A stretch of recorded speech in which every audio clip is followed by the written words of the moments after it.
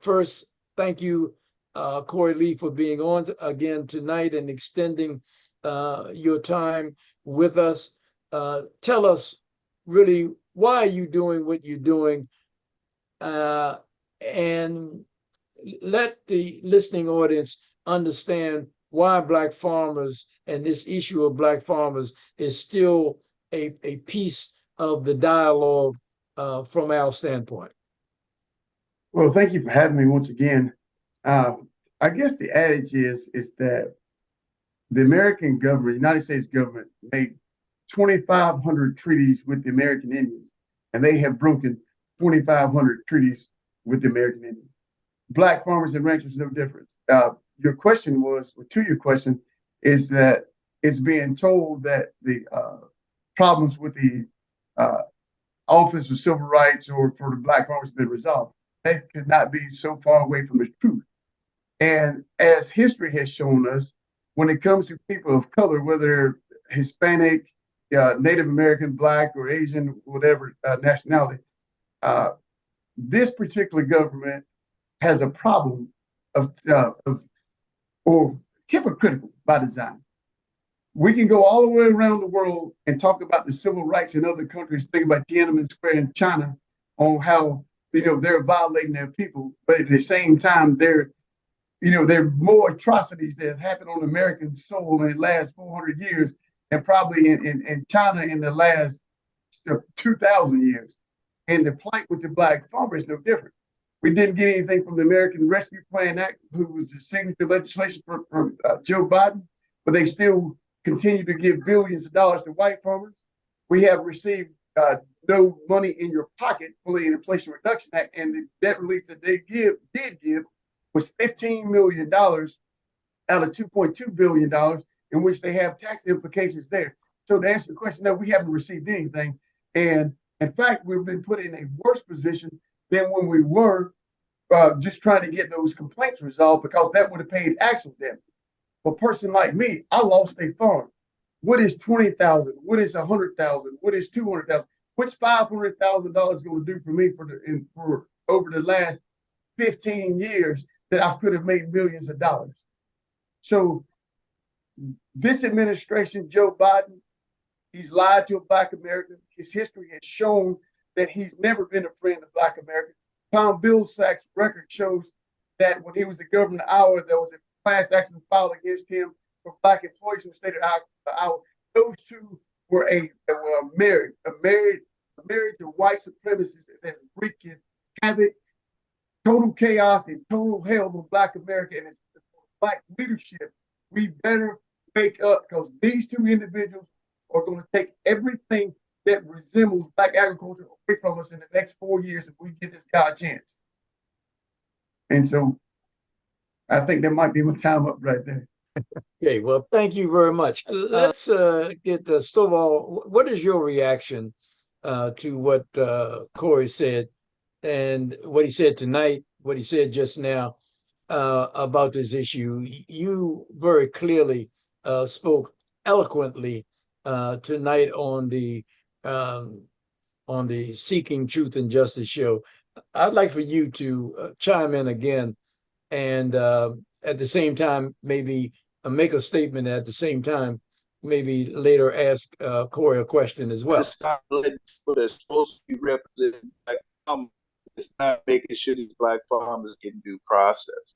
Because if these Black farmers get due process, we wouldn't be in the situation we in now. We got all these land grant colleges taking all this money. We got these hubs out here that's supposed to be filling out these applications. They're getting all this hush money while Black farmers steady losing their land. What can a farmer do with 500,000? What can a farmer do with 100,000? That ain't no money to no farmer when you lost millions of dollars of land in income from your farm. And I have a finding of discrimination. I didn't know I lost 197 acres, 150 and 156 acres. And other farmland that I had opportunities to purchase lost it because of discrimination and chicken houses income. There's a lot of farmers out here today have lost millions of dollars, and they think this $500,000 is supposed to bring justice to these farmers. It's not. It's not. It's unconstitutional what they have done to Black leadership, Black farmers of America in the United States of America.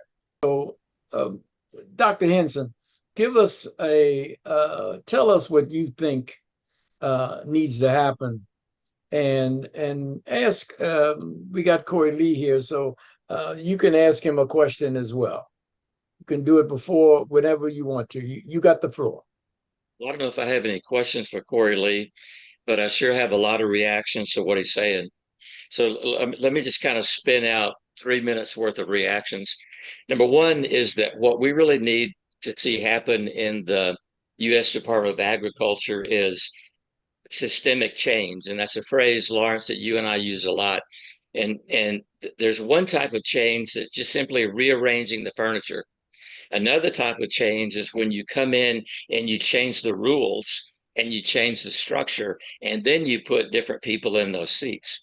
And it's Stuckey and Rosenberg had this really pivotal piece of research here a while back that really makes the point that people can leave USDA and somebody comes in and takes their place, and they're picking up where the old guy left off. Anytime the new employee comes in with great ideas and change and justice and that sort of thing, they're going to be marginalized. They're going to be sidelined.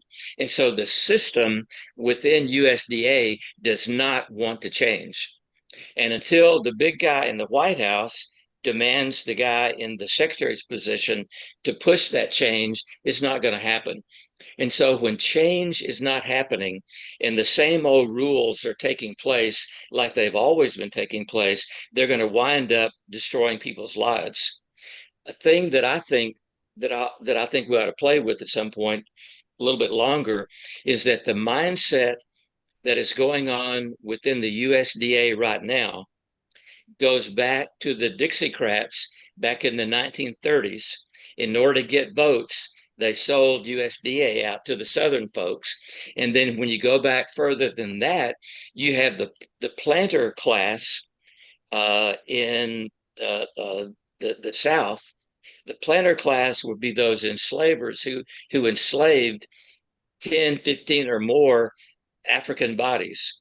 And so that mindset of entitlement, of the planter class mindset, is still going on within USDA to this very day.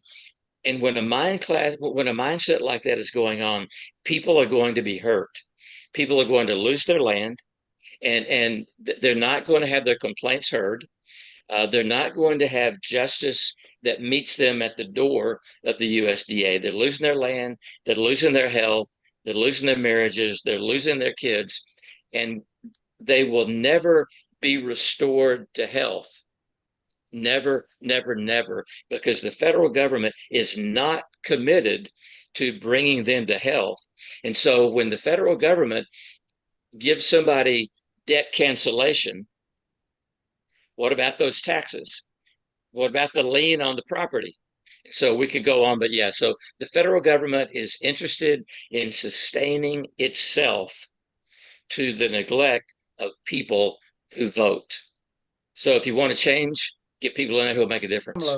Pamela, you've been listening to what's been going on, and you know pretty much why we are doing what we're doing and the show. Now, Corey Lee just gave a little overview as to what he thinks is the problem.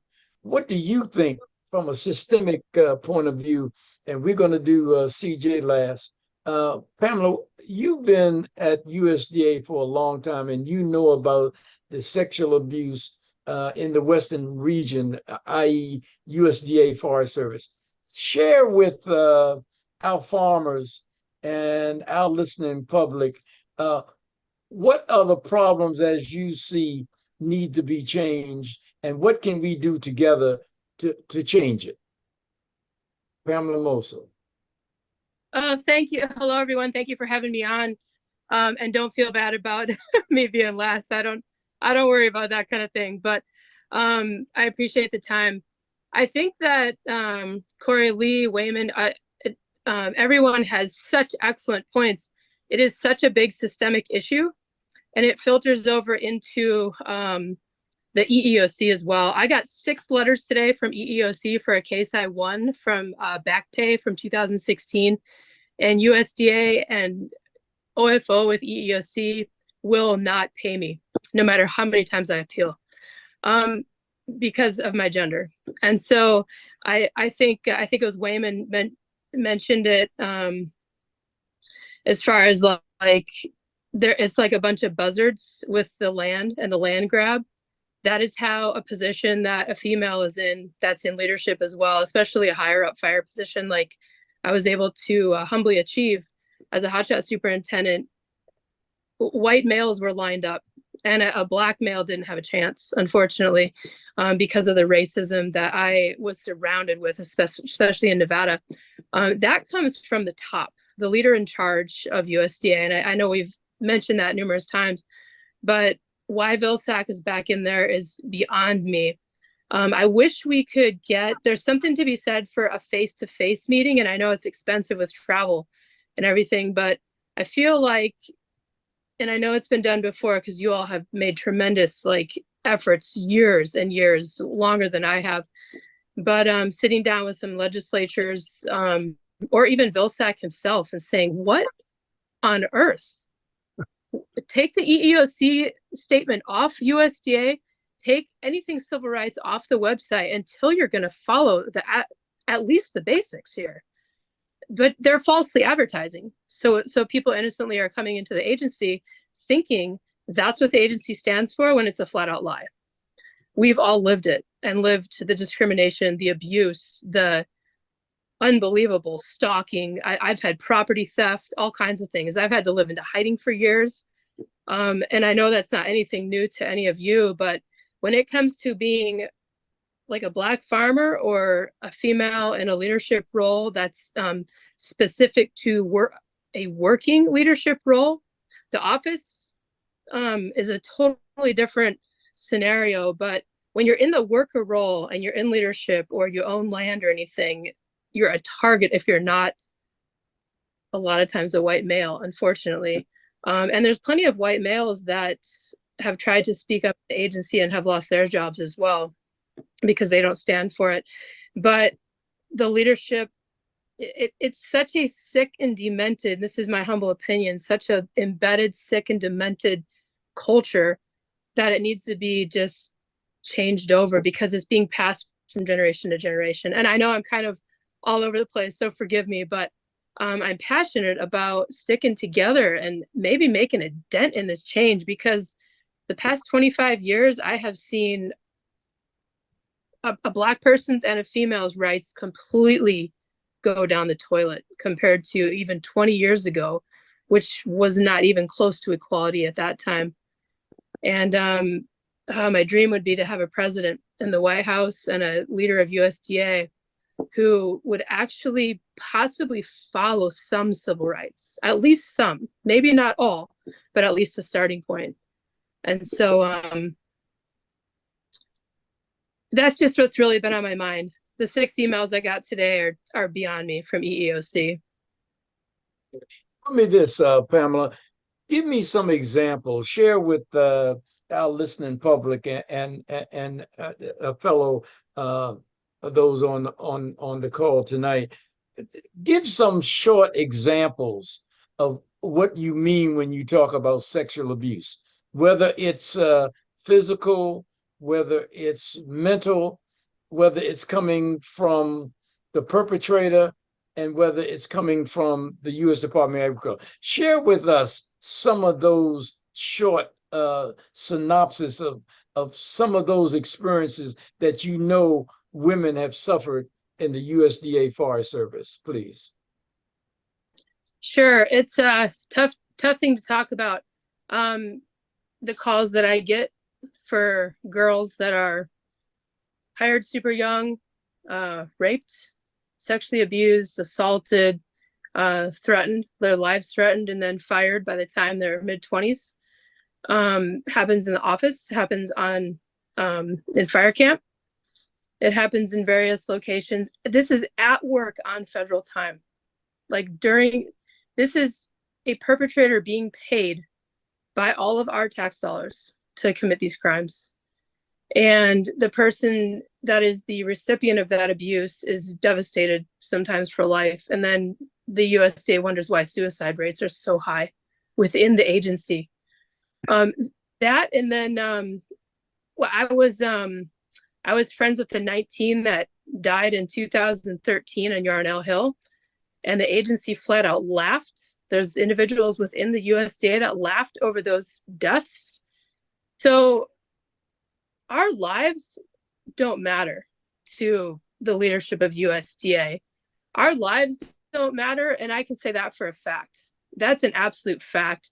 And then when it comes to like Black lives or female lives in any fire leadership, I think the actions speak for themselves. And I don't see any heart in the emails that Carlton Hayden sent me today, and he's EEOC, he's in the thick with all of them, with USDA and Vilsack and Forest Service and civil rights, said they're all in it together. And not a one of them that I've known will take a stand for what's right and actually follow to get these sickening, disgusting crimes stopped. And at least start there, and then get Black farmers their land, for crying out loud. And look at the damages, and, you know, at least have a partial heart for what's going on. And that's severely lacking. Do you have a question for Corey Lee? Not a question, but Corey, I just want to tell you thank you for your voice, and stay strong, brother. Thank you. From across the US. Yeah, stay strong. Thank you. Thank you. CJ, you've had a chance to listen on the Seeking Justice and Truth, as well as you've now heard a piece of the reasons why I have been in this struggle so long, which not only covering farmers, but here is a live body telling you about some of the examples. And by the way, she only touched a very small smidgen of what I've been hearing for the last 25 years coming from women from the Western region and the Forest Service around this country. Give me your feel as a civilian and a young Black man caring about what's happening to Black farmers and what's happening to this country. Give us a piece of what you think we need to be doing. And if you have a question for Corey Lee, that'll be fine also. CJ Johnson, please. Yeah, I think this is all a microcosm of the Biden administration and their strategy to do the bare minimum and to be as performative as possible, but not actually follow through on the issues that they have promised to champion for people. And my only question would be in regards to this is, if this is so bad under Biden, what is this going to look like under the next guy or whoever wins the presidency coming up? Because it's looking like Biden might not even be there, you know, for much longer. So if these are the type of horror stories that the Biden administration would try to scaremonger you into voting for them and say, oh, these type of things would happen under Trump, when in fact, they're happening under Joe Biden and Tom Vilsack. So you can't use that as a scare tactic anymore to say, oh, things will be terrible under Trump when they're this bad under Biden, and he's not making any effort to improve the material conditions of Black farmers or the lives of the American people. So my only thing would be, how do we make them actually feel political consequences for these things?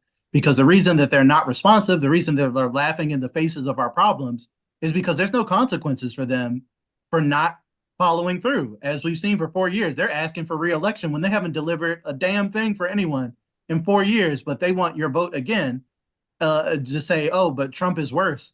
Well, you haven't tried to be better.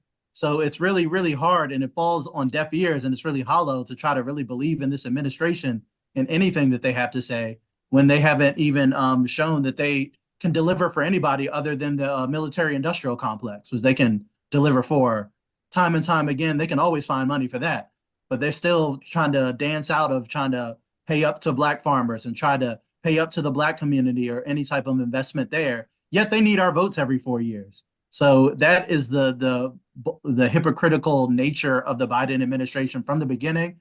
They're just there to manage the status quo when there needs to be real systematic changes. So my thing is, how do we make them really feel that? And the real only way to really make them politicians feel anything is through capital, because their bosses are the CEOs and the billionaires and the business class that give them their marching orders. So how do we really hit the pockets of the people that actually give the politicians their marching orders? And then that is the only way I feel like we're going to get any type of change or responsiveness, because they don't really care about the people that or what the American people want.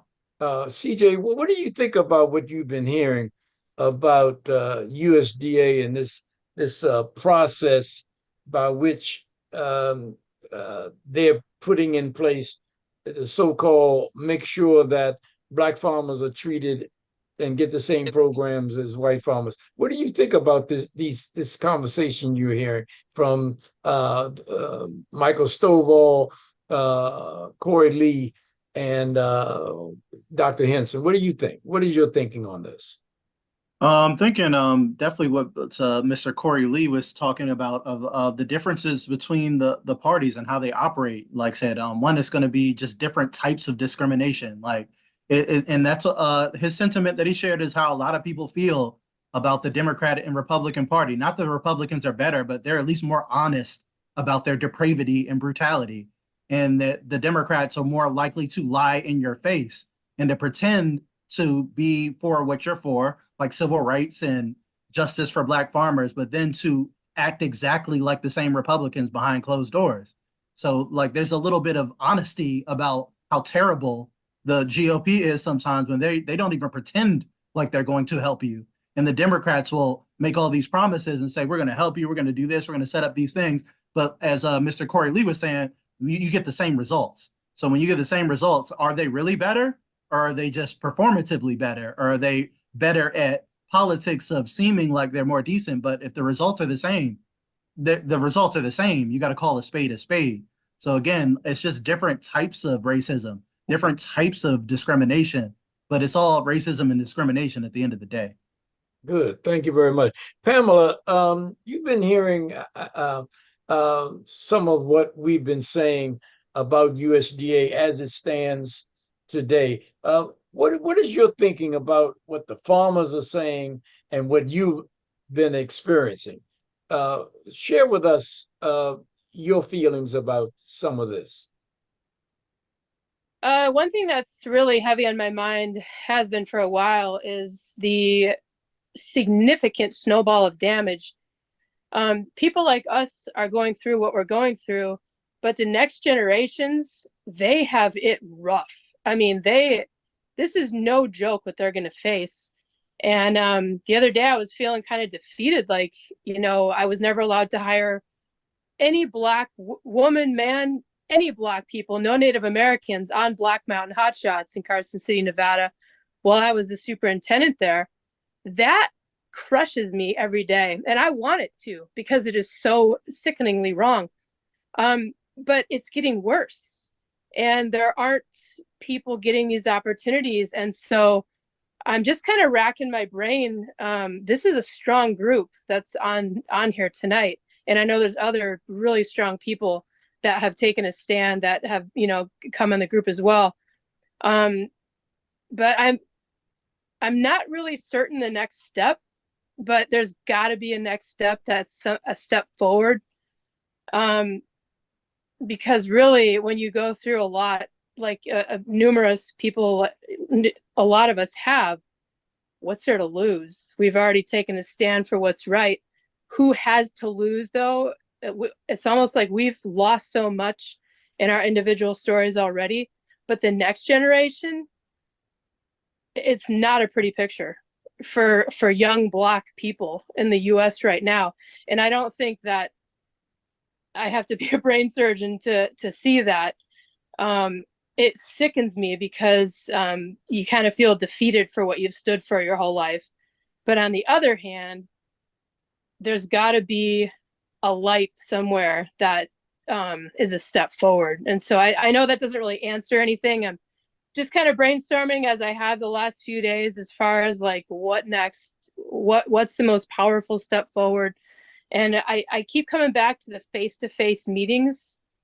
And I know there's travel expense and whatnot, but it's very impactful When I've been in court before, when you're face to face, the pre-COVID days, the person can't run, and the person can't. They don't react the same when you're looking them in the eye and saying, "Why aren't you? Don't you think Black people are really good farmers? Why wouldn't you give them an equal chance?" When it comes down to the truth, a lot of these people are following the crowd and the systemic problem that's always been there. But maybe there's a window of opportunity in that, because things are so bad, especially USDA in both administrations. I experienced horrific things with the numerous administrations as well, especially the past 10 years. So I would echo. Okay, well, thank you very much.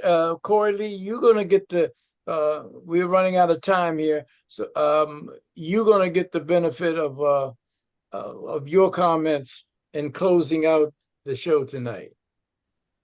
What do you think? We talk about the problem. Let's talk about give us some solutions real quick before we close out tonight. And I thank all the panel, all of you all for staying on so late tonight.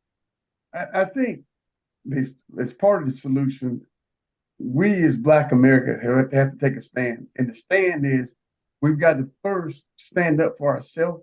And that means standing up at the ballot box and say, hey, today is the last time that you're ever going to look us into our face and lie to us, and we get nothing out of the deal. You're pandering for a vote.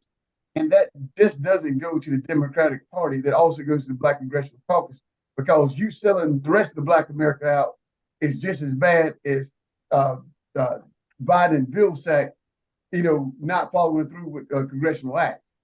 And secondly, I'm not really sure in today's time, and I think social media has something to do with this, where our churches aren't as strong as they were back in your grandparents' day. It's more of the business of church and who's being seen with who, opposed to, look at the story of Moses, and things that people stop. They're preaching from the pulpits now sermons of convenience, and opposed to what did the word really say. The word really says fear is a sin. And I think we've gotten so doggone fearful of the doggone boogeyman that we have looked at other ways and just want to just put our heads in the sand and let people like Biden and Vilsack just rape us. Okay, and well, Corey, I am advocating is going to the ballot box, and that's the only way that we're going to start to defeat what's going on, and that's at the polls. Okay. And if it also means sacrificing some of your own at the polls, I'm nonviolent. At the polls, we got to send our leaders a message too. That look, we ain't putting up with this junk no more. Maxine Waters, she's got to go. That old head group right there has got to go. We need more of the Jasmine Crockett's that will stand up, opposed to, they get there and they've been there for 40 years, and they're drawing a $300,000 check. Well, I suffer. I'm not getting down with that no more. And I think more people need to take that attitude. Okay, Corey, we are running out of time. We've been talking tonight. I thank you for coming on Seeking Truth and Justice and coming on for this show, for this Zoom call. I want to thank Pamela Mosel. I want to thank CJ Johnson. I want to thank Michael Stovall and Dr. Wayman Henson. And I can't thank Gary Johnson enough for making this Zoom call a success. And we're going to take smidges of this and break it down into a piece and be able to share the highlights in this discussion with our listening and viewing public. Thank you very much, all of you, for coming on tonight, and good night. And I thank you so very much.